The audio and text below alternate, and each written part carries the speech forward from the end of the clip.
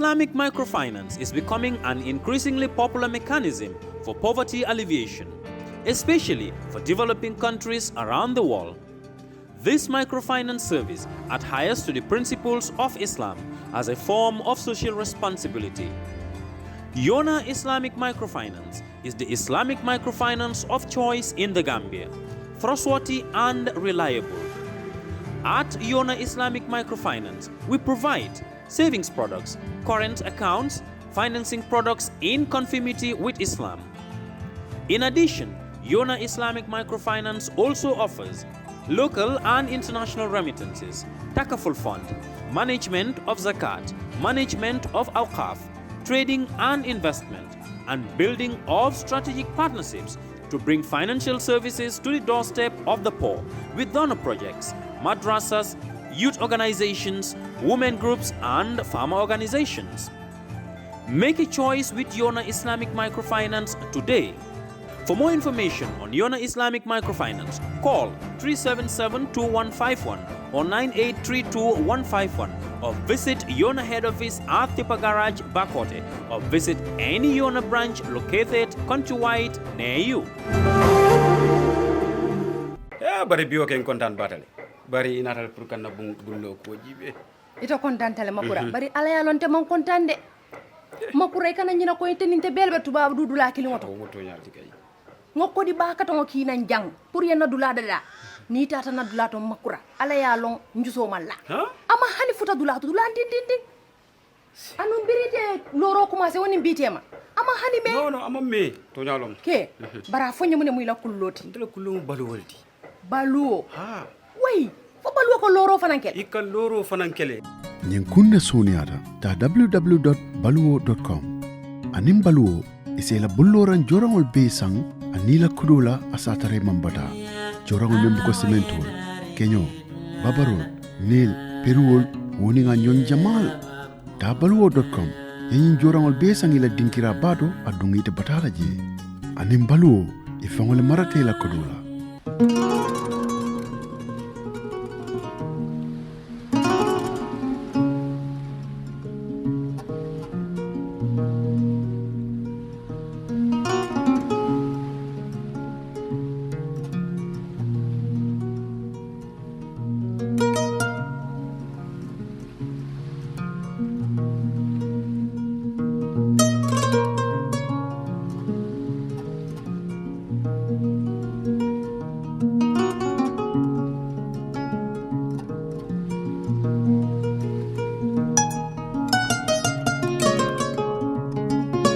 Assalamualaikum mbokk yi dalal nañ leen si beneen edition of Badinya Kaacha fii si Kër Fatou nuñ ko dee defee every Saturday indil leen topic yu am solo di nuyu képp koo xam ne yaa ngi seetaan si jamono juñ toll nii suñ fan si nga xam ne ñu ngi Spain ñu ngi America ñu ngi dëkk bu nekk ñu ngi Italy wax gaay thank you for joining us Alhagi Bora nuyu naa la yow it di nuyu Fatou moom di nuyu suñ sponsors yi tamit di leen wax ne thank you very much for sponsoring Badinya Kaacha since inception ben tay ñu ngi dema ñun bay la rek nga nuyu fans yi tamit Alhagi Bora wolom toñati mbe tentula mbe jayla bake mba fale ko suko non ko le mbe ni la family be kontonna dina len gerem dina len santa dina len dellon dukal America foñale mbe mo be konton na folo mbe mba kutu konton na jula sangaranga mba konton na bake atena ke ma fanko to ma Abdoulaye Suwane ka fa ko seri Abdoulaye Suwane konte Suwane no botaje mbe lusinda konton na logistics mbe lori nje mba konton na bake Fatou Touré anin kasa mbe mo be konton na nga gambianol be konton kachato mbe ngakumolo sutiyande because ngalan ko kuma be bulle nyanta min kacala jam bake mbe na technical department fanang I will extend my sincere malaka fanyadi for gratitude I'll extend my sincere gratitude to them mbe fananten to la bake wala mbafla from you I will catapult to our technical department Nung ko angale kan fola je sabu ko fam fola moy aba fola from me I will catapult or catapult tamit. Yeah, xam nga angale la. Waaw waaye dafa jar catapult tamit. No, du catapult de. Bala nga wax catapult la wala catapult, mané catapult. Catapult. Xam nga sali? CATAPOL wala nga sala. Language man yalla si Yeah, bañuma lolu yep. But it's not necessary. It's a show off. Like from here I move to synonyms. Try to use easier and simpler languages. As simple as precise, basic. I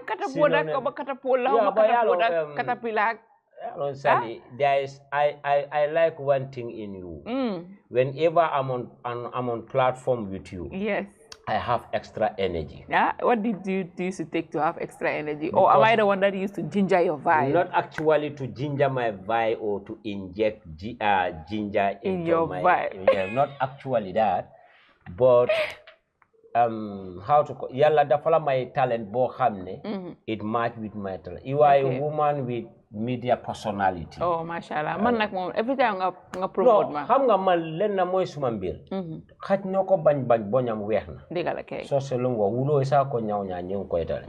I like somebody who is very manam sun energy bi dafa match. You are very versatile. Thank you. I like that. Very versatile. Thank you. You can even represent beyond Gambia. Huh? Of course. Wallahi do you trust that I can do that? Of course. The Rock Vote concert. Yeah, because I know how to cheer the crowd. Yeah. It's something I hardly do. To cheer the crowd doesn't mean you have to go for big jargons. Yes. No. Yeah. You were very special on that day, very unique. Yeah, and I was very actually, natural. I could resonate with the crowd very well. Of course. Yep. You were so special and so unique, so natural. Mashallah. Honestly, so fantastic and so fantajaboskali and cocarastic. Honestly. Don't time one stick. Honestly. Malta stick. Strawberry stick. Vinto stick. Wallahi, papaya stick. Ginger stick, kaba stick. Kaba 500 meter stick. Stick. Yeah. Okay, thank you very Honestly, much. Honestly, you can build every week. I see you can build 10 classrooms every week. Yes, if I go to this program, despite the fact that you are let me tell you something. Woman. If people if Gambia, especially in the entertainment scene, give me the opportunity to be entertaining crowds, I can build 10,000 crowds every week. Not every week. Every night you can entertain 10 million crowds. Every night. No, I see that stamina and that zeal, that potential, that courage, that strength in you. No, yes, of course. Of course. And I hope to do I it. give the devil the due. I hope to do it in the future. Of course. And you are doing it just very soon. Inshallah. Yeah, Bora, you just think big and start small. Yeah, definitely. If we think big, start small, we will start with 10 people every week. Not 10 people. 10 million. You can build 10 compound every week. No. That's wisdom. That's wisdom. Okay. Man, every 10 week, every week, gas 10 come. Life after school. Every week, kama tanka sing. So kawe tanka sing. Nina, what life after school, everybody do that machine work. So basically, you have contributed in the numerous amount of commas in this country. Honestly, immensely, tremendous. My tremendous contribution is beyond the explanation of. Actually, one thing I like about our Badinya Kaacha, the Badinya Kaacha platform is different from all platforms. Though all the platforms are excellent, but we are exceptional, honestly. Thank you very much. Yeah. Okay, so we are going to dive right into the conversation, which is Alhagi Bora. We want to talk about the way Gambia is moving forward as a nation and some of the challenges we're encountering, ranging from the use of drugs, and the number of theft that has been happening so far. I think the way Gambia is moving forward, Alhagi Bora, a lot has been happening, and we really need Gambia as a society is crumbling. If Gambia is a ship, is now sinking to the bottom of the sea. Definitely, and I feel we need to discuss this, especially this subject matter. Alhagi Bora, naka nga gisee Gambia num nekk di demee tey youth yu bari ñu ngi you know lose their sanity from this usage of drugs. Illicit drugs. A lot of things has been happening so far. What do you have to say regarding this matter? Sali abaraka bake nyinkumayata bake. Mbe jamano min kono ning society nunto lonnal coming for both the religious scholars and some philosophers. People more million they are well knowledgeable or educated. Lonnal ni more million alay makamo dila miral kendo dila hikma dila. E koniba kutubo kela ebe kawando kela.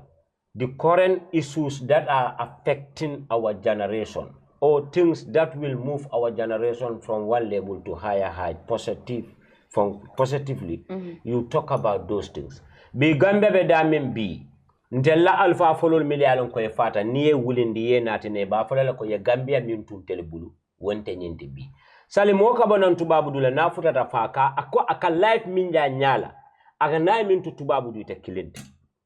So amiro warta back yemin for funding ke wala karola sali abala fa warta back ay miral si banku altel tubabu karanna le afa ko the youths are the backbone of any nation ba oni amo backbone wolum ko sulo nyinti ko kul sulo nyi wal min ka harma de so symbol ay ma ko beto funding ke wolum banko la foundation oti etella mala fondament etella mala pilate ari etella musama alifalti etella musama josayot ba hani dino ni be funding ke ato wato min nyanta ka dino ka nyama e saja ni tata fe ke bayata tumando la fondinke ya wato be ya alabatu wato mina fondinke bala jata kende ya bela bala jata sawaro bela ya wato bedi alala yela kuwelke tumando ke baya la njuro no na ala si yam fe mano kavo mata fala mansa ya kuwelede oto ni ibu fondinke oti fondinke ya zero. You should not be carried away by this fake life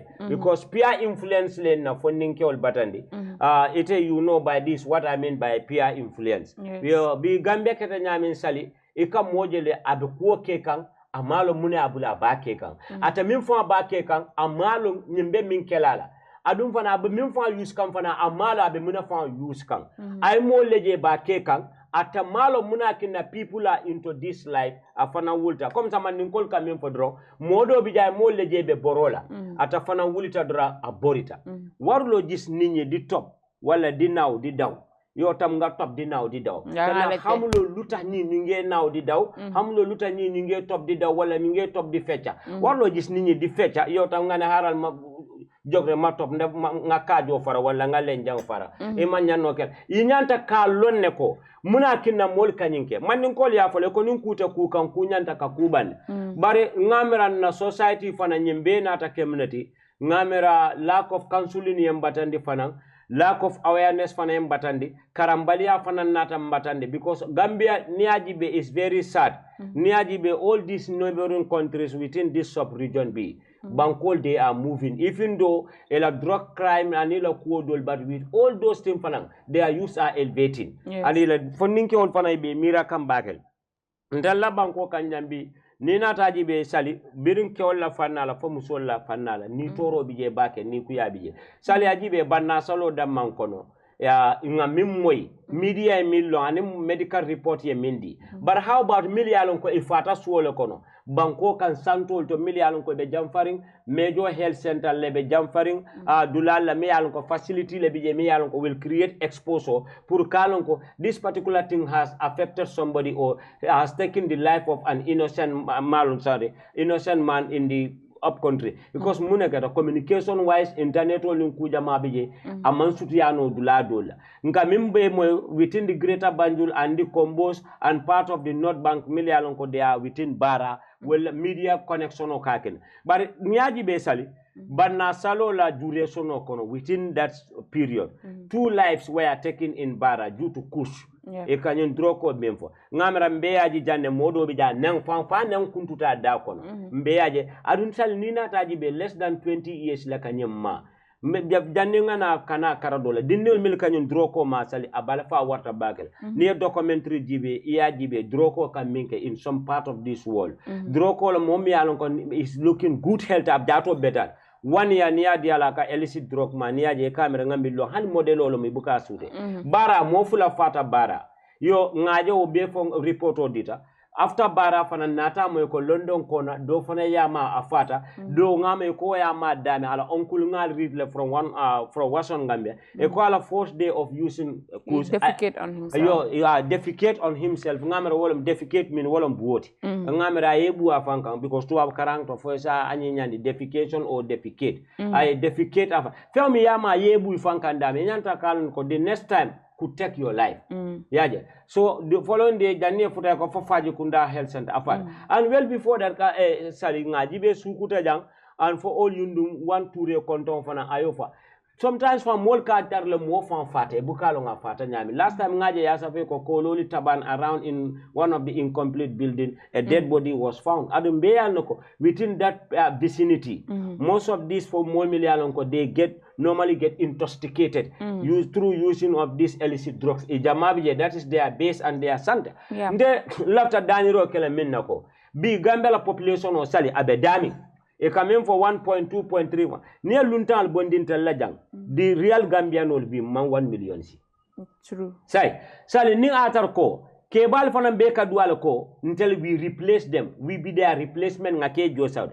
Basa nim funding your beta at Nyamata. Sally funding your beta at Befata. Yamera next 10 years to come, youth best of Langaji be Saralion Musobe Kumboka ko. Saralion na funding your mil baby faka, ninning cable band, next 10 years to come, Saralion to come ban shot later, din sort. Ke Kumanko Mina Banko Kang, Hani Yurua Nata, motors of La Milianonka, either for the technology they use laba, either for manual work lumber, youth soldiers of La Mianonko, they will apply job to develop their country. Because funding your be faka.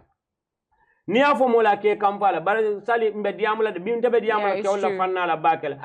is suffering a lot when it comes to the fact that a lot of youths are dying. Alhagi Bora, this is a very sensitive and important topic because thank you very much. We're talking about the youth of every nation. Thank you. I will not necessarily only talk about Gambia because we have also across seen, the continent. Yes, we have Africa at large, Alhagi Bora, because the source of this Kush came from Freetown, Sierra Leone.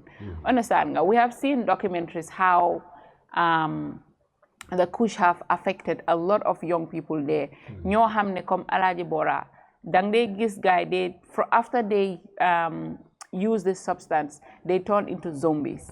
They behave like zombies. Understand? Some of them nga gis guy ñu taxaw ben place like looking at, I don't know, whatever they're looking at, they'll just stand still there for how many hours? Exactly. You will see somebody lying down on the floor, swimming like he's in a pool when he's not in a pool. So this tends to show you how deadly this Kush is, Alhagi Bora. Man, what I don't understand is the security of this country. How did this Kush come into this country? Number one, it's a question we have to ask. Do we need to question our security? Because I can vividly remember when Yaya Jammeh was leaving this country, one of the first advice he gave to the current president of this country was the security of this country. He was very, very concerned about and stressing about it, that we should really, really, really make sure that the security of this country is prioritized. Exactly. The fact that this had happened in Senegal in Sierra Leone to the point that Sierra Leonean president had to declare state of emergency because of the effect the Kush did in the country. Gambia, I think, should do the same because so far we have seen the damages it has caused. Alhagi Bora, before my youth, I will first talk about, like I said, the security of the country. The government have to make sure they secure the country to a point where none of these things will have easy access to getting into this country, because at the end of the day, amna yena youth yo hamne ñom lañ digër bopa. Nothing can stop them from exercising certain things or trying to practice some of these things that they see. They will not believe it's harmful unless and until they try it.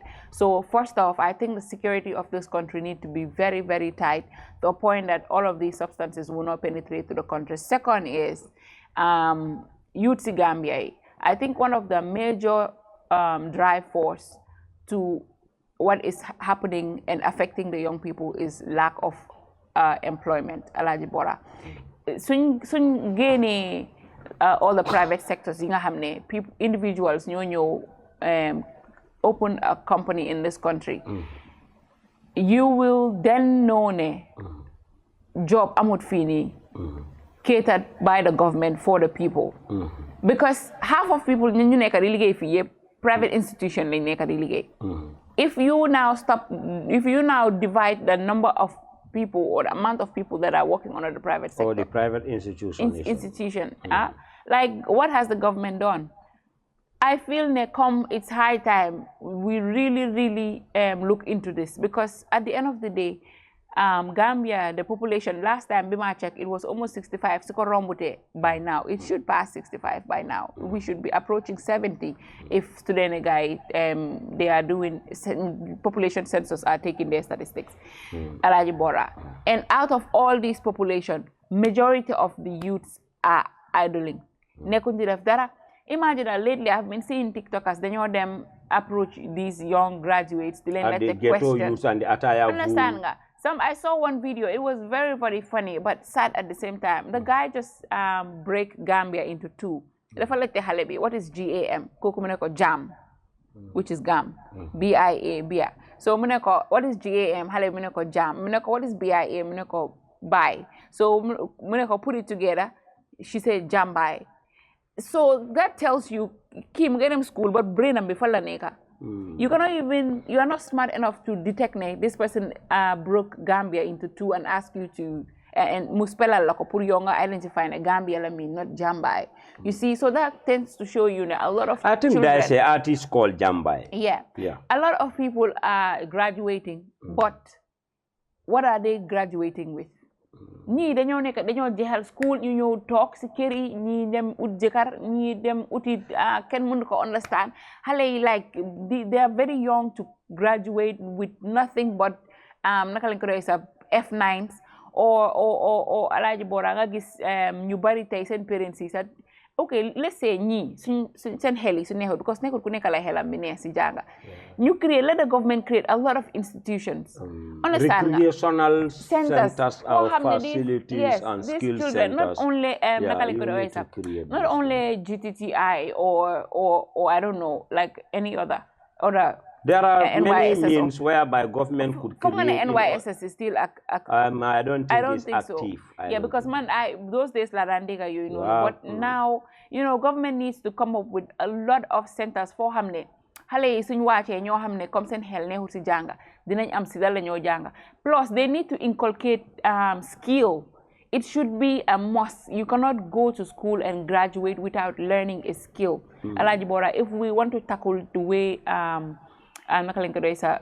some of the things Africa are suffering from when it comes to youth and unemployment rate, we should inculcate these things. See xale yi seen curriculums yi su ko defee suñu into their school syllabus they incorporate ñu su ko defee xale yi ku nekk nga mun a am métier number one. Number two, xale yi tamit seen parents yi they really need to naka lañ ko doy sax train seen xale yi because soo laalee government tamit nga laal parents yi.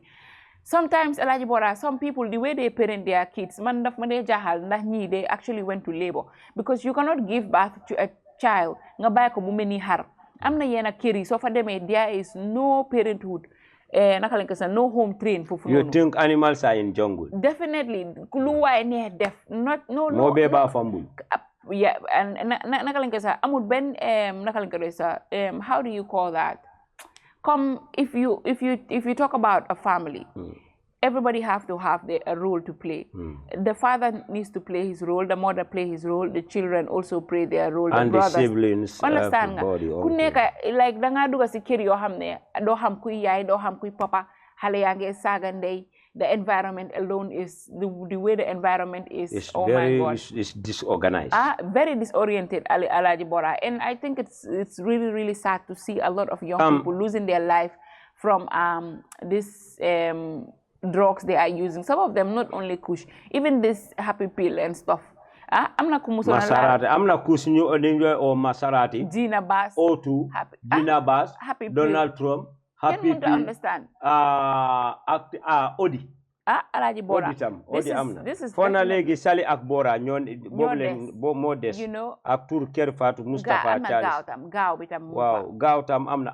Balum amna sa. Okay. Nightclub, they have that balloon. balloons where they blow in. And then the more you blow, the more you get those. High. Yeah. So Lee, it's something Lohamne Alhagi Bora needs to be dealt with. And we as to soon well address as possible. Then I heard the president said I don't know what he's going to talk about, but Sally, definitely this should be part of it. Sally, I am coming ila kumo kumayata back and ye bundal milima and the angle you touches nge appreciate bakele yajele banko aka plan ye men foten security banko kan hanye mune soto fombe ela security na slacked a victor aka problem on do mafo mansakunda mantara katakan e ba katakan ne nsi tonya fo bor we want them to double up yela speed la fa because kusla case kata nyaming they should not be compromised e manyana na maslaha la kola kando filming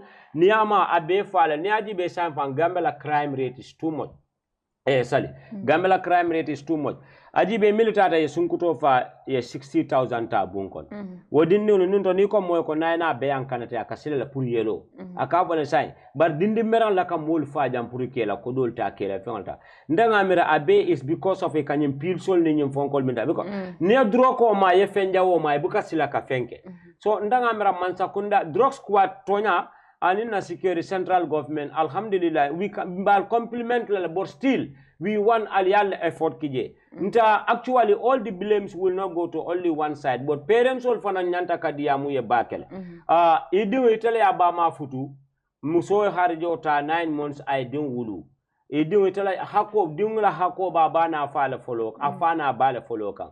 Ita fono la ko edinga tinya ebe mansala bulemu la wala mansa mafo moita kusma mansa mafo moita kuke tonyalo mbe ya no ko kuska du nyami njang ntete fem fono la je baraka dum banko kan America is one of the most tight country security tight country in the world but min ka du wota but they are doing everything possible pour ka stop adu niye muta 30-20 ke soro wala niye mo la fala nim banko mele ala ko they have death phone call tem penalty lite Indonesia ni munko mutebuli kefal han one pilum cannabis you go to firing squad to how to call it execution camp island camp so mtel mafo commence kunda mo fa bari ngamara is high time gambela crime rate bitaka nyama nila kol bitaka nyama droko la fanala moli e bilo pass into parliament ni amuta momo bulu Indonesia kaminke yake sali mol lebe faka mol lebe luska adu ndol bije ni ama kata burglary leke wa burglary kon people lost their life so it's high time kusbeti nyaro minke kanja is too much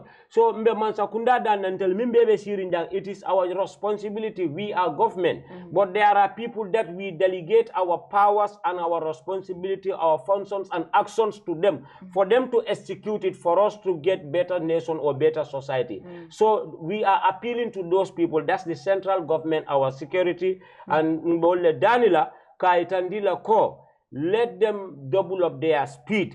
Ka eba katakane, but security manyana ka compromise wanyama. Bankola first thing is ala first thing dino ni ajanka sali police olum ni ajanka ko beke kairo leba bankoka but kusla fanala abe tinyaro minke kam dindin lebe faka ni amuta mimbul the importers or the exporters ne momo mutala kay ali sambalete albe minkele na diate fa albilo pass Indonesia kaminka aliata mande ali yake duat kan drug la bi modol mil fata bi you cannot recover their life saliano ko bi funding ke jolle nyamata kusfa ni kama bak baramo le katari singba adi buka maybe before we even go deeper into this conversation we need to remind people how kush was made human bone guy in Sierra Leone some people will go and dig a grave they have buried somebody there of recent you know so that shows you even the dead is not safe in Freetown they know them guinea ko hamne you don't know the cause of the person's death. Understand that? And you take their exhume their body chop off their skin gain and meaty and use the human bone understand nga dem nga wear ko bom wow Alhagi Bora you ground it and then you use the some chemical bone. component yes and I'm not going to use it to sniff it who in their right state of mind does that, Alhagi Bora? Because man, I understand, like, what kind of intoxication am I seeking for to a point that I have to sniff human bones? Kusuniama na yetar cheka kite.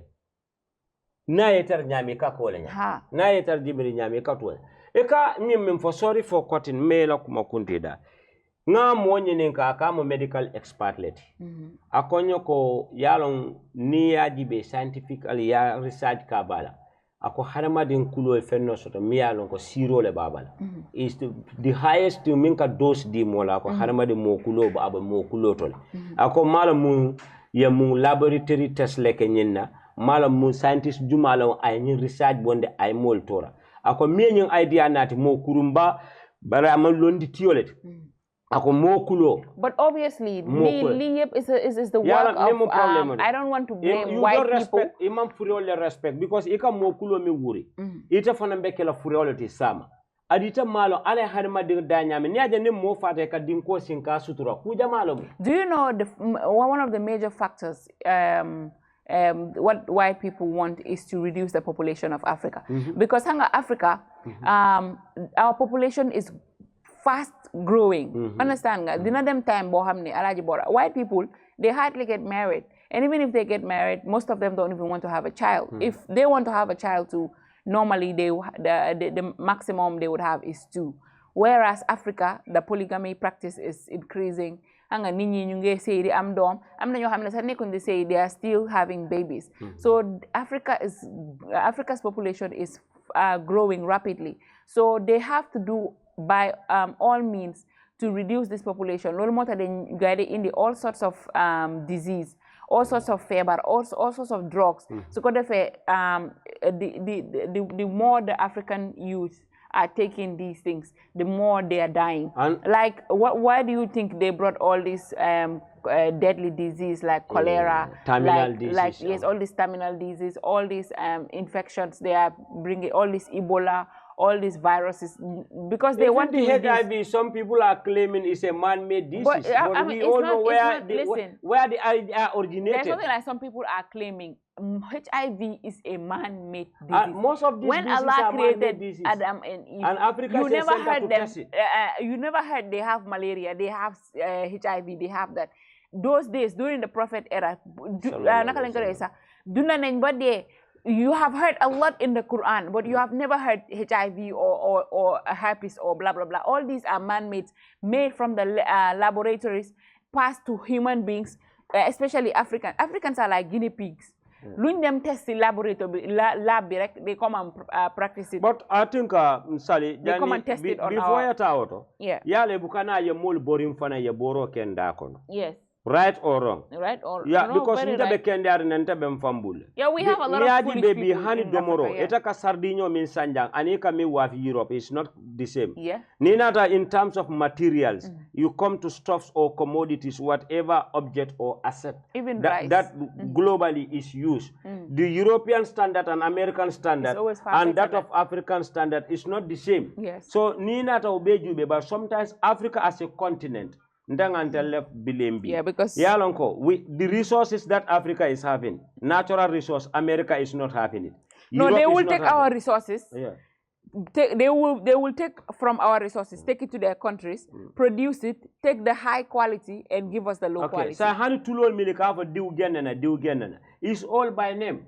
Refinery and everything into finished product, into finished good. We have to reach to that.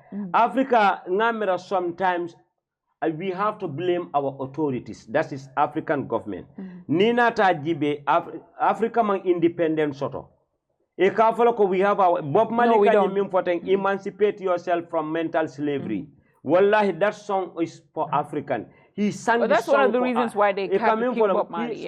He sang that song for Africa because it's past tense. Yeah. Bob Marley and Denkilola Africa. Nia Jibe Hani internationally when conferences are held, meeting kake, kuol kake. When Africa is going to graduate from this ideology of mental slavery, African authorities and governments and leaders are still kneeling and crawling, begging from Western leaders. Still, we are begging and demanding. We have we have jungles, we have copper, we have uranium, we have diamond, we have everything. but ni nata jibe ka banko le je damial ko femfenneti je they have not go to America, they have reserve of oil for 100 years to come, food for 100 years to come. Hani dunia be problem all sort. Next 100 years to come, America reserve sort of ko be so. Adu niya jibe tulo mimbe the Arab countries to you come to Africa you go, but munamu the African leaders will be a life after presidency or leadership. A be ila life ya be dada mentolo to Western world.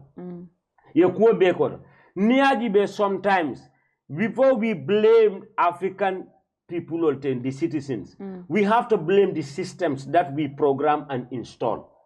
Comme ça, BBC la one of the biggest journalists there about Sierra Leone kush. It's not about only kush. You have other drug. Africa, West Africa, particularly West Africa, is a center for drug testing. Africa is any illicit drug is produced in this world will first come to Africa to test it. Whether a better at a farm and better. Hani nyimborol milika yaiten, sorry, maybe I don't want to offend the WHO, whatever. Let people mantar siri. But I think we are open to our opinion. Some countries in Europe yaja molka yai kordal koneka borol tondi dindil dakono. Iko meningitis lekana, polio campaign and all those. Sometimes the camera that in Nigeria, Kano State, there was a time. If Islamic society, the polio campaign will never be conducted in their area.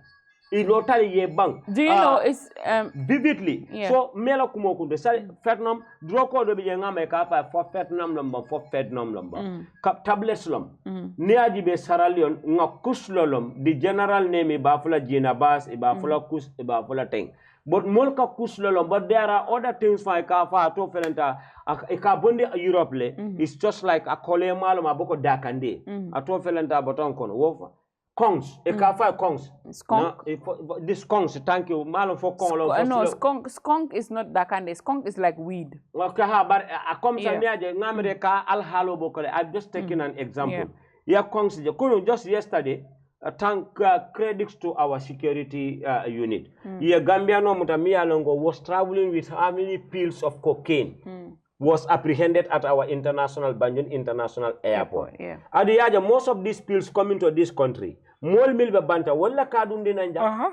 Itala kanyum kesol dundi jang nyeng hasi sol ni nyeng drug jawolte. Niaji be salintella medical facility amayirwa. Ntel fam boru ko mu problem wolti jam. Baluwo be kolyari banko ka the cost of living is high. Dindil me mira ke fam makoy pour ye nyori ñu festival. Anu fana yeddo la do fana for unemployment rate ni. Sometimes I'll be very they said it an idle mind is the devil's workshop. So most of these youths are very very idle. They are not doing much with their time.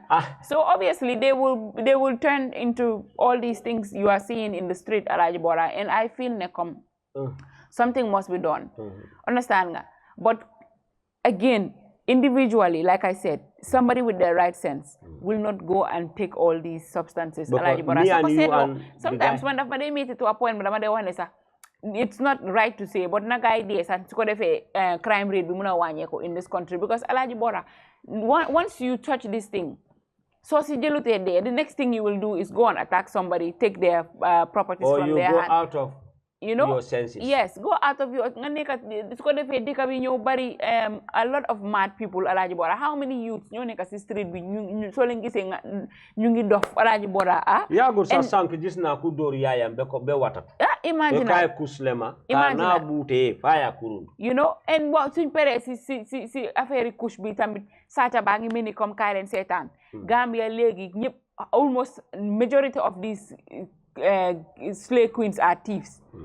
Yow yaa ngi bëgg a sanse amuloo métier amuloo liggéey demuloo jànga métier te fii nii man dama feel ne comme ñeenay Alhagi Bora ñoo bëgg a bon rek waaye soo bëggee baax mun ngaa dem nga dina guru nga dem si atelier yi o nga dem si borom salon yi nga ne asalaamaaleykum man de dama bëgg a ñëw jéem complexe duñ dem nga ñëw inferiority complexe nga ñëw ñu trainal la o nga dem soo amee benn tuuti xaalis nga dem fay si institution si ñu ngi trainal jàng hay demal nga raxas bool waaw demal nga bale kër Alhagi Bora thank you very much liggéey kër yaa but kenn bëggut a liggéey kër yeta ka palanterol susa yeta ye do ko ke ase weta o waitress ken bugut a jaay sax nga dem jënd sax suy kaba nga tek sa plate nga jaay nga té sa profit nga faj sa soxlay but no if you want to wear 30,000 here you want to hold iPhone 15 Pro Max yow yere yi nga bëgg sol are costing $2,500 or $3,000 is for just one outfit.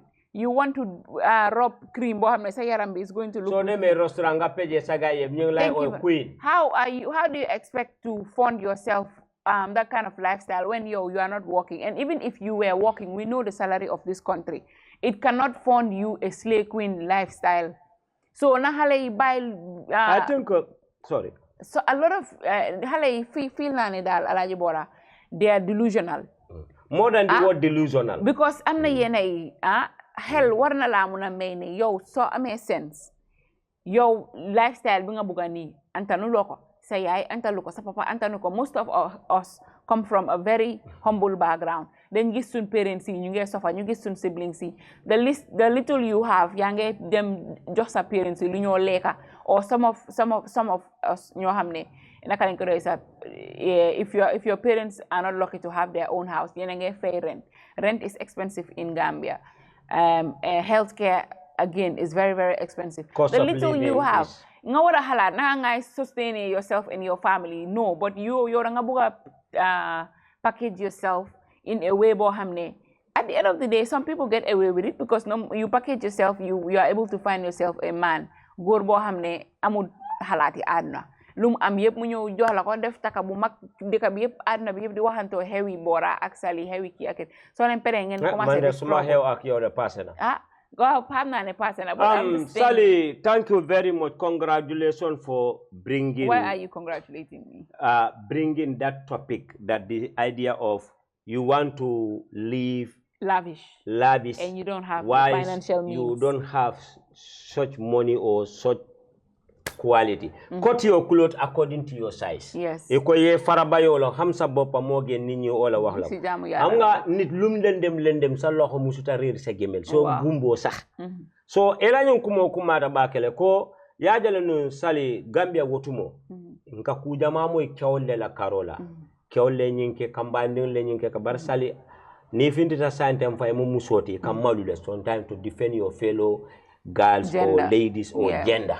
Because mono adibe sa ni tata club Sali sande muso be lafta ka life mi alon ko El Chapo la muso fa bu ko live si pake Pablo Escobar la muso bu ko live si pake Bill Gates la muso bu ko live si pake ete ko bita si la club le ela nyi fon ko le be kurula ela buku ne ko be kuru ite ko yol be peje ya mo be so eduite alon ko mantar dokula e mankara yalon unemployment ni doku ko sometimes fana Sali modo fana mbije ta man son karana you want to seek for white collar job adi ma disafi ma londo so e bay karam mujo e fay ko be some parents they do what they can do but they do la man son a trailer ni usual jama be ka fa liggéey amut yalla nin liggéey amut min ka do ko si me fana mbole kela ibe karanna le londo soto ya pass ya kayto soto to yana ya jelam you can blame bari ni yeta dolo min kusma ya fa ila jo betinya because of mo le fana be sirinya mil yalon koy mantar do kula bari be senola le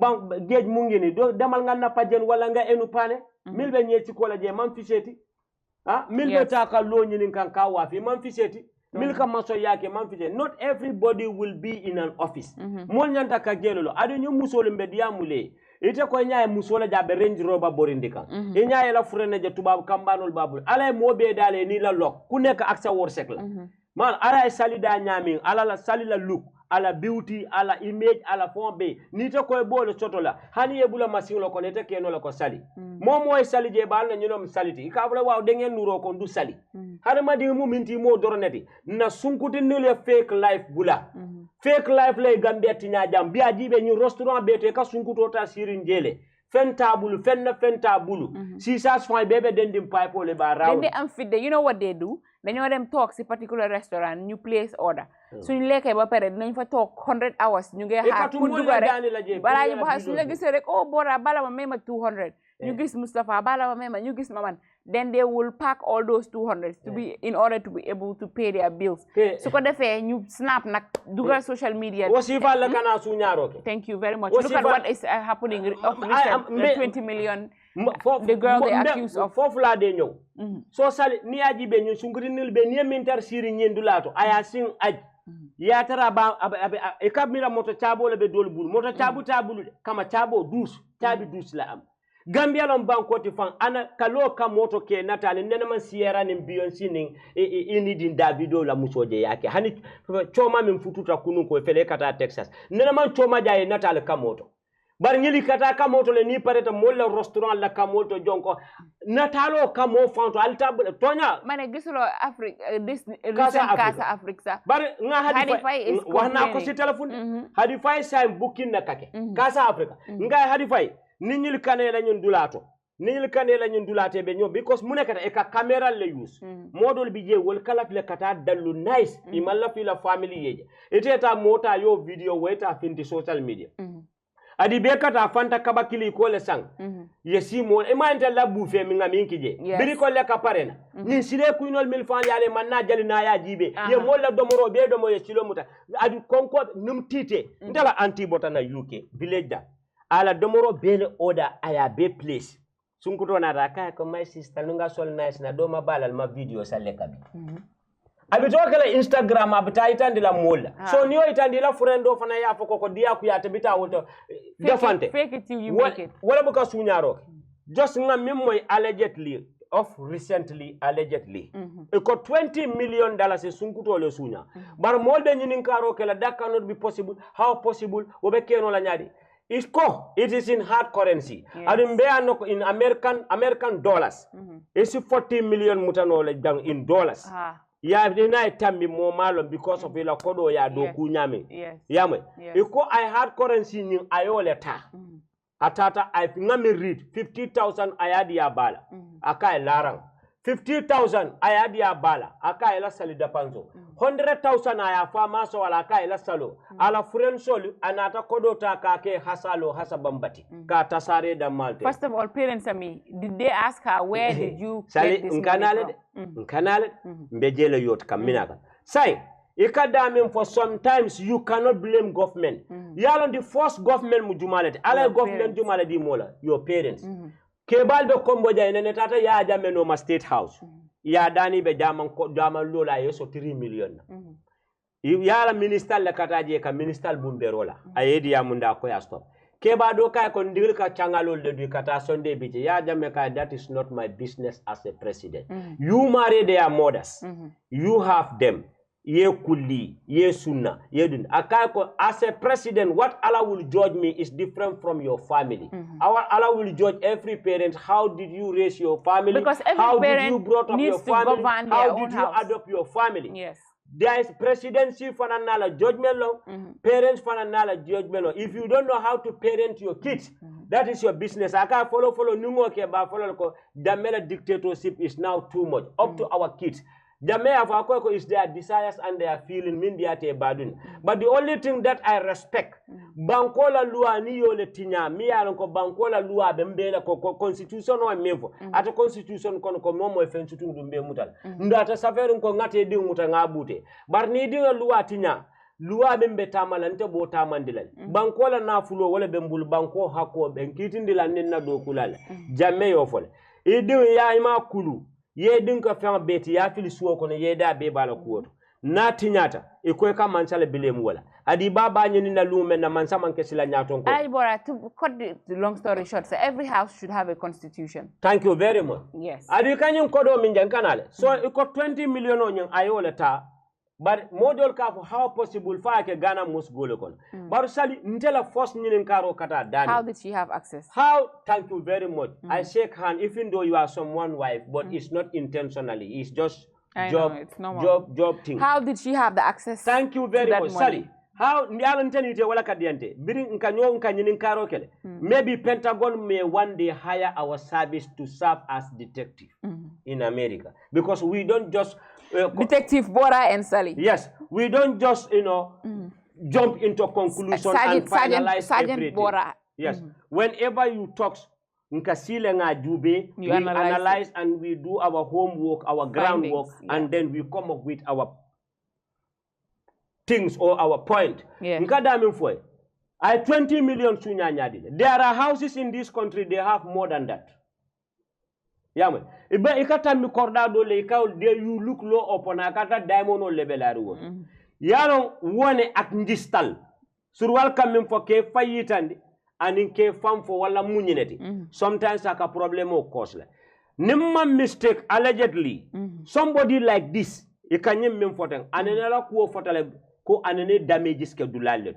For ala parents all are in the North Bank end. I don't want to do things for Moli America. I'm trying to do mental segregation or indiscrimination. I am not doing, but identification or mbola latendo. So I access soto nyadi de. Ana ala kodo be mintole because mbe aloko nyindindin si falu ikakedindin nyajaro leti. Senegambia is their home. It's their country and it's their destiny. Nyinta ko ma fode fodum ani mole be kanola mi yalon ko nyin kodo be maradu wala bul fo wandi kodo la because day kawul kakel e kam mojala ni sunkuto kataro nyobula koto mabe bunjang lokan wo kay ko tayta kodo kama banki sama ya contracto mital yen nyinge yeta kodo landi laran kunkan ya sunkuto ndil video call wala meta sunkuto min no ma ya invite ane ya e kay bebi nyimbe mun nakodol ti yabula tabirol la yabula fangal bela yaje afanan ba fankele mo ke he nyun kodo be nyami ite ka kodo ke nyama ba fale ko al bidi ntel be la sefa ko me ba fan innocent le dolu 1 month la ba fa bukara kila dulata kata kodo kama ke mabo ayatara bala operation aba dibela be operation o kala nyami bara I access soto nyadi le because musol dol bi je sante ka sunyaro ke wala nyama musol manka ko musol bere musunti gambia musol ka katale ka do ko kele ka balu tarole ka halalo le nyini ike ba ma nyoli hijindi tala e harwa e tarole la e ka kuele bar kewdol fana bi je tita senegambia yatale ko karum dindi ranchangaleti momo nata ka tikala ka samba sile kuino la sumate ite wo samba doro ko hay boy saway dafa buge halis la buga dana ko nax ma tek halis mu gis ko jor halis ayatar wala tariyati tati so aya soto nyadi dol bi je mafa ko do ta dami wala keta mafa de barun ko niajo sunkuto dol ka kewdo la ko di ba sunya jay ko leke e ka ko do le soto wandi ko do be bul dan hani mo ki hanite la moto bi yadi Mustafa le yaki ay sunkuto min kesi burfuta bi ta wolta folo wa folo tay suma maglila yone mange mere mana ko mu yobu ma bitimre on koto ma nyene ki lafta insam bi hani mo ki kata fuelo sani la moto kata la sunkuto ya mo jama bi je ka wandi ko do le tay ka landi la laran kulkan ikay sunkurindil bulo fal so ni te tawelo city tate ku janni tamina wayatar nung to 500,000 no atara 100 ke bondiji to 200 paketo so talk less of dollar ni be lo abe kala tenne doro ni mafa atata dama yole ke mafa wala kije yeah, you're just analyzing I am analyzing musudama ka kodi ba sunya bun ko nyaadi le aka kele ko de ila fonko lo mila kambano lo whether site is long or whatever but itina na rada do such operation o yeke sometimes dol fanam bije family mo la katar suwo ko ni ay nyon kordalo nyaadi la fa access to study sepa dol bija dalta na la suwo ko no dol ay friends all soto mo kay konko nyon ko di kar bijane ite access to you are close to this guy nin ne bijang nin ta yente la siadin nim police all yela do ko ke toroli ya ka nyama if you don't mind some family members fan to be fola dinde buludo nka example le di if you don't mind because such operation on naketa manyum family for banka analyze from the general perspective or from general aspect but kasali muso dung such amount of kodo e fili bunkono wo muso yo kordalo bakel ala acquaintance je male ka fo nyame a stronta bakel the person must know the place very well eko momo ya kula sacha rek def la xam jamano bi kula sacha alal bu bari kula yakal lu bari kula liggéey ci sharing kula jege mola de yak momin sutiyate la wala ke doku momin sutiyate la wala ke la nafulo kasara momin sutiyate la wala ke long so this is from my own point ntabalo la jan I je soto nyaadi le ndamma ngamin fo ma wala ke taje but that sometimes wala ka happen okay my question is similar to yours how does he have the access like for allegedly for instance I do not know the guy I don't know whether he have that money Understand nga? So obviously I cannot steal the money from him. I cannot be naka lañ ko sa nekkuma spirit boo xam ne dinaa mën a toog suma kër ma identify ne the next house have this amount of money, let me go there. So probably the girl have access to the house or knows somebody koo xam ne connection. Yes, there's probably chain work. Definitely a connection there where she has to know somebody and even have to know where the money is. Pour mu war ko mën a dem jël. I guess lolu at the end of the day. Maybe someone there is a partner or updating. Example. Not actually we referring there. Yeah, didn't explain. We will get there to how she knows the house to the extent that she was able to get away with that huge amount of money. Alhagi Bora. But then again, like, la mo neka problem yi xale yu jigéen yi. We've also heard jigéen bu nekkoon di liggéey Ecobank who stole how many millions from somebody's account. Understand nga? Alhagi Bora, comme gis nga am na yenay dama feel ne comme ñaka doylu moo dee dugal ñenay si yu bari. A lot of these women, they're not content. They're not content with what they have. Do you know how many people ñoo xam ne sax ñu ngi liggéey si bank they be stealing a lot of people's money. There are so many loopholes yoo xam ne daf dee nekk foofu noonu. There are means of stealing money. Most of the banks is in this country. Alhagi Bora. So like nañ bàyyi suñ xel bu baax soo nekkee jigéen dafa am yenn yoo xam ne danga koo daw bu nangu nit ki da nga war a nekk góor da nga war a gore ba dee Alhagi Bora xanaa ñu may la de waaye alali jàmbur danga ko war a xaraamal sa boppa number 1. Number 2, na Gambian youth si even though government su la joxutee liggéey sax buñ toog ñu xaar let us be very, government su la joxul liggéey soo sàccee government boobu dina la tëj kon bu ko wax joxuma liggéey de dina la jox liggéey si la tëjee rek xaat léebo ngay dem dana loo liggéey la very creative Alhagi Bora. There are so many means of selling. Gis nga ñu nekk si marché bi sax ñooñu noonu soo still bugutee liggéey si marché bi mun ngaa dem nga jënda am na ñoo xam ne da nga dee jël mun ngaa dem nga jënda jaay nga dem fay gaay mun ngaa dem jënda waa lu nekk soo ñëwee nga package ko sa boppa understand nga maybe those people selling then ko just spread nii rek it's not looking attractive. You go and buy it, come and package it very nicely, def fa sa number, def fa sa contact and go on TikTok. Before you are on TikTok wearing these short skirt, di yëngal wang, di yëngal nga fecca ko. Why don't you use this product nga dugal ko nga commencé di jaay lum bon bés a day so amul so jaayut ñaar sa o ñetta di nga jaay benn or even a week yàlla du la seetaane noonu dina ne kii is very hard work xaaral ma may ko at least mu am lum jarle but déedéet comme ñun dañ bugalu yomba koo si wax mu ne la suma far bi o suma jëkkër bi o koo si wax mu ne la suma oncle o suma auntie mu ngi fële moo ma nekk di yónni you know I feel ne comme if we want to develop as individuals as a nation we have to change our mindset and also come change certain lifestyle yoo xam ne loolu lañ bugal gis na comme social media bi soo ko toppee dangaa bugga live life boo xam ne Alhagi Bora yow xamuloo kooku noonu la dugal. Do not believe. I just want young people to never believe whatever they see on social media. Everything that glitters is not gold. Some people might dress nice and go sit at a certain place. This is the actual lifestyle they are living. They are not living that life. So don't allow peer influence to force you into a lifestyle that you cannot afford. And at the end of the day, you find yourself in a predicament, Alhagi Bora. It's really, really sad. And it's something that we need to, as a nation, especially soon government, we need to really pay attention to these things. If we want this drug, let us create other ways of how to help young people get out of the streets.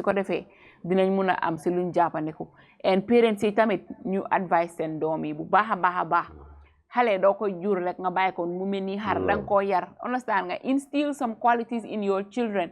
Xam nga tamit Alhagi Bora poverty bi tamit am na ñeena comme poverty does not only come in form of cash or from natural cause. No, some people send poverty is from up in their head.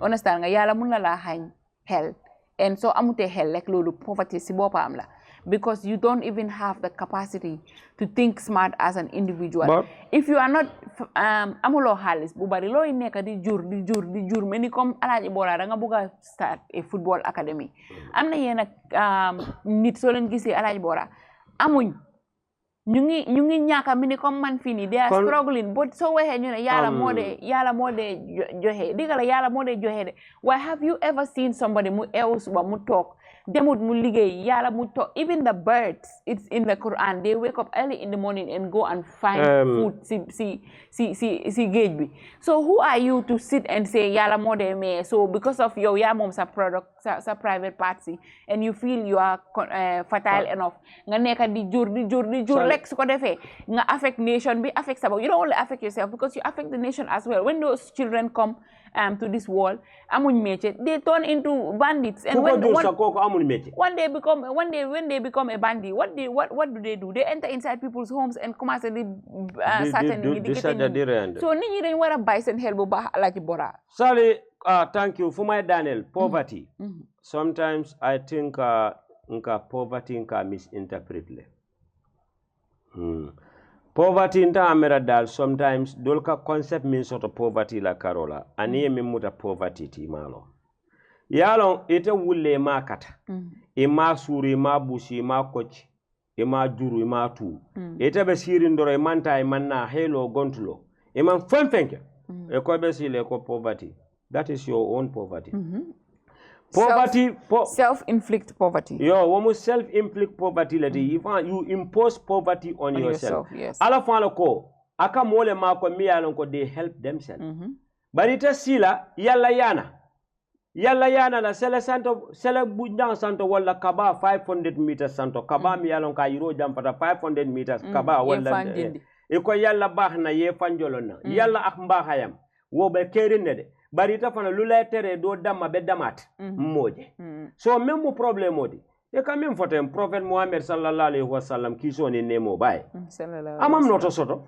amanda adu mo be afale ko sometimes fon tabiro fon buka kala suwo kon bari wol ni lo poverty be imam mo dani ibalute tarolla ibaluta l'islam dinolla ibaluta alayya maro min foye adu na pareta o debbe tembo na ala dani fofena ala ba kelayle poverty man kenyinti ko sometimes you don't have food on your decks poverty do bije fana if ala body le fana if you are not contented definitely poverty is like, at your door as long as leka if you are not contented poverty le bela karola because minekata if you want more you will get into trouble yes ni lafta bela buga lep nyaka lep ni lafta bela be for talk less of ita man do ku soto ita ba man min soto ita fa man min soto yemin fola ni e dinda ni certain iPhone ni certain gadget o bagage object o dol nata suo kono a ñinin ka yeñum bo min tole bari jibe dinga 50,000 dile ma ñinin ka no legi 100,000 di ma I don't know that but man I am so proud of my mom because when I was in my 20s you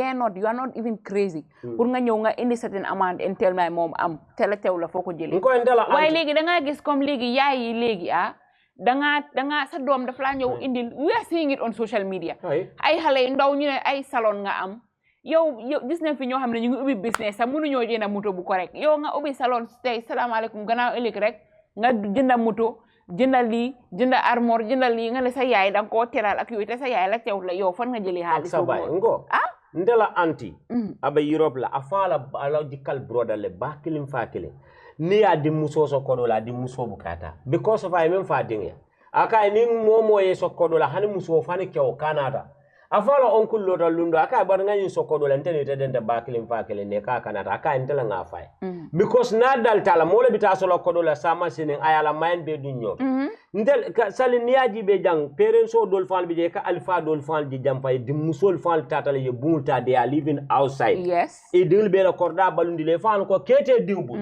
adu wasifa le kanata ni koditio ya samba to spend the night ayakala side kisnala deltu with nala take away ni ñom seen am na ñeneen seen parents yi ñom ñoo leen subject to prostitution yes e ka mo fa jala ka fo ko mambala ni be kamba no sor lan ko e kar jala ding jibe sa non de e ka fo ko ha kamba no buka dun korda kar kono woto koditiyoti nim fente bulita kalo polo le bala ye fefero ko fo bata walle ka dindin ki ya kumando bar sa hani tata mo dinni ni bota nan tubabudu e ka fo la jibe sino kam fani moto le nat ni ko mo dinni lafte la ka fo ko sa mane gaani ni gis nga sa iba fo la ye fanje ila sa moromi ko e kari jele kari jele kembano ye ko do diala ye moto ite sije ye nyim boy so ya nyim minno ma say ko dole be nyembul bari ite malo say ko every parent you should be the first person ko xamne da nga topoto sa domi understand nga why yow topoto lo sa domi you failed yourself from your childhood days liggéey lo ba nga tollu ni nga tollu nga ñew nga am doom nga jël sa doom bobu nga def ko utukaay alel am na ñeena seen doom yi lañ dee use pour ñu teral seen boppa wala problème soo waxee ñu ne man de suma doom bi taay de moo maa teral de moo ngi nii indil na ma toogu dinal na ma li dinal ma your child is a prostitute sali million ko e katar sirin dulalto this financial institutional bundada ni mol findite katar sirin moda soli dingli kata moli dani kanat yabara nen den ngurota short life kona menta wotita ka kodo sunya ka dia bamal wala kanyen sifa kede e kanyen min foten sai ni ne bekeri bal fal kasi hewoto e ka proud e ka fa waaw gedna ko jistayisa fani sa mune moto la am moto la babul sa afa mata suwo bari ni yo min soto tamala ya bo dami ita malon ko bo ma nyasi nga modo jabala kam fata bakembulu nabe lorin afa mama fen soto aba mama fen soto bari e ka domoro kele ni man fo la kontoni si maladi la korda e bolo kono bari mam bum jangalu lo e mam fen ko lo e man wo bum kala sikiri lo akonyo ko borante akonyo ko sa dunya kata musole ni moto wiketring tambita bay ka fala moto wiketring very nice ka akonyo bora akonyo nte ke oke bento futule be to nyala fola ntamanta nde wulu fuare yakon ngana futu fuare yakon ngafa fuare yakon ngai ko fenin ala diamu tele banko ete be fengolo soto la ngai modo bi jabe moto dile la barate futu la barnani pareta nyobale enene te fanna fala fo dunya some of them will give you the car and futu you and take the car after and what can you do about it it's almost it's actually 1 hour let's wrap up na tontu keta dami ngai ko eta kamem fote do se ko hamne amuda alal manako si feke saya itam lila wasapapa kon yo do ngai tata soto la ngai biko tancha fa mani baba beba boy nyekam fakia no na ko nya ko kanan to fo kate ngai bari ngolo fo ngai do mi poverty diga bi dafa meti so no dega la ko ta Alhagi Bora la ngai close diga ko wa loy close programme bi me programme o close la menna funding ko le fata dro ko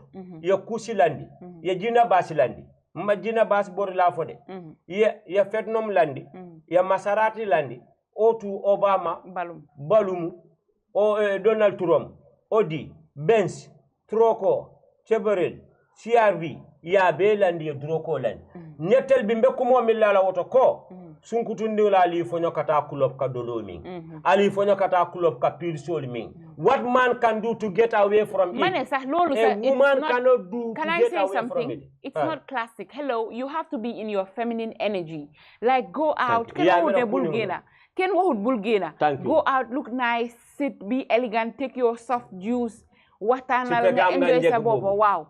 Why do you think you are classy because you are taking drugs or you are drinking alcohol? Like it's given wretched, it's given low class, it's given like I don't even know. Like I buy lifestyle, it's not feminine at all. Be in your feminine energy, enjoy your life, and stop this ghetto lifestyle. Alhagi Bora, this Jamaican. Like if no. So Saliyemi mkete wolem. Ndun sungutol mbedi ya mulale bake because sante musol la kodi skandalo be siare Gambia jang. Every now and then musol ka kewol ka tal bar musol ika million la moy. Sunkutindi le musol mbedi ya mom folale. Ite baluno la life mi yalon ko alama dila. If you want to live in a fake life, you will always be headline of news. And also, young people, you buy drug. If you do not want to buy drug, if you go and touch kush, you die. You are just helping this country for and thank you very much. Wow. Gas mom yomba number 2.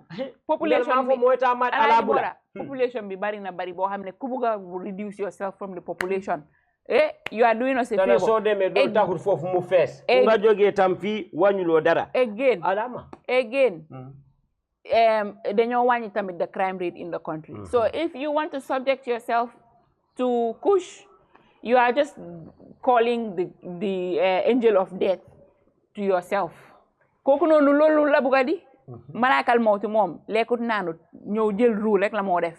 So if you want to die young, you might as well carry on. But if you want to live your life, change your change your situation. Stay away from drugs and stop stealing. Thank you very much. Till we come your way next live.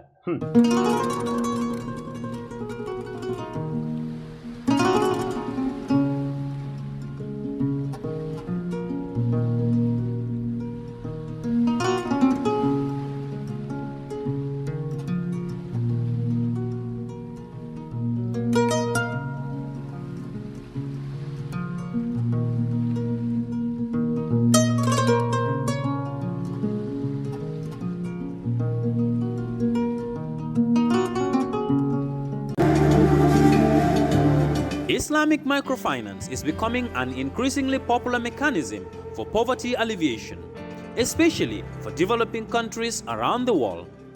This microfinance service adheres to the principles of Islam as a form of social responsibility. Yona Islamic Microfinance is the Islamic microfinance of choice in the Gambia, trustworthy and reliable. At Yona Islamic Microfinance, we provide savings products, current accounts, financing products in conformity with Islam. In addition, Yona Islamic Microfinance also offers local and international remittances, takaful fund, management of zakat, management of awqaf, trading and investment, and building of strategic partnerships to bring financial services to the doorstep of the poor with donor projects, madrasas, youth organizations, women groups, and farmer organizations. Make a choice with Yona Islamic Microfinance today. For more information on Yona Islamic Microfinance, call 377-2151 or 9832-151 or visit Yona head office at Tipa Garage, Bakote, or visit any Yona branch located countrywide near you. Yeah, bari biyo ken kontan batale. Bari inatal pour kan bullo ko jibe. Ito kontan tale makura. Bari ala ya lonte man kontan de. Makura kana nyina ko teninte belbe tuba dudula kilimoto. Woto nyalti kay. Ngoko di baka to ki nan jang pour yena dula dada. Ni tata na dula to makura. Ala ya long njuso malla. Ama hani futa dula to dula din. Anu birite loro commencé woni bitema. Ama hani me. No, ama me to nyalom. Ke bara fonye mune muy la kulloti. Ndela kullu balu waldi. Baluo. Ha. Wey, fo baluo ko loro fanankele. Ikal loro fanankele. Nyen kunna soniata ta www.baluo.com. Anim baluo isela bulloran jorangol be sang anila kudula asatare mambata. Jorangol membuko sementol, kenyo, babarol, nil, peruol, woninga nyon jamal. Ta baluo.com. Yen jorangol be sang ila dinkira bado adungite batara je. Anim baluo ifangole marate la kudula. Jamano Money Transfer Bureau de Change, your go-to option when it comes to money transfer. With Jamano, you can send money from anywhere in the world to your family and loved ones in the Gambia and be sure the funds will be delivered to them within the shortest time possible. For your convenience, funds sent through Jamano Money Transfer can be picked from all the banks and multiple other financial institutions, including Ajib Bank, Trust Bank, GT Bank, Mega Bank, Basic Bank, Reliance Financial Services, and Approved Services. Visit our head office at Bruceby opposite AfricMed next to Trust Bank Limited or email us at info@jamanomt.com. You can as well call us on 310-3050 or 310-3051 or yet still 733-0688. Our opening hours are 8 a.m. to 8 p.m. Monday to Saturday and 9 a.m. to 4 p.m. on Sunday. Jamano Money Transfer, your most trusted money transfer service where customer satisfaction is paramount. When you think of a simple, fast, and reliable money transfer, think Jamano Money Transfer. Planning to have an uninterrupted electricity and water supply from solar energy in the Gambia and beyond? Worry no more, because Solar Enterprise will provide you with the solutions at reasonable cost We have experienced personnel who can install and advise you about your electricity and water supply with a warranty period. We have good quality solar products from North America and Europe. We provide services and sell products to individuals, organizations, institutions, private offices, communities, and government. These products are solar panels, batteries, charge controllers, inverters, water pump, water heaters, freezers, submersible pumps, and general solar accessories. Visit our stores at 48 Kairaba Avenue and Brusubi Highway, or you can call us on 7657 479 980-8483, 340-9400 or 635-9906.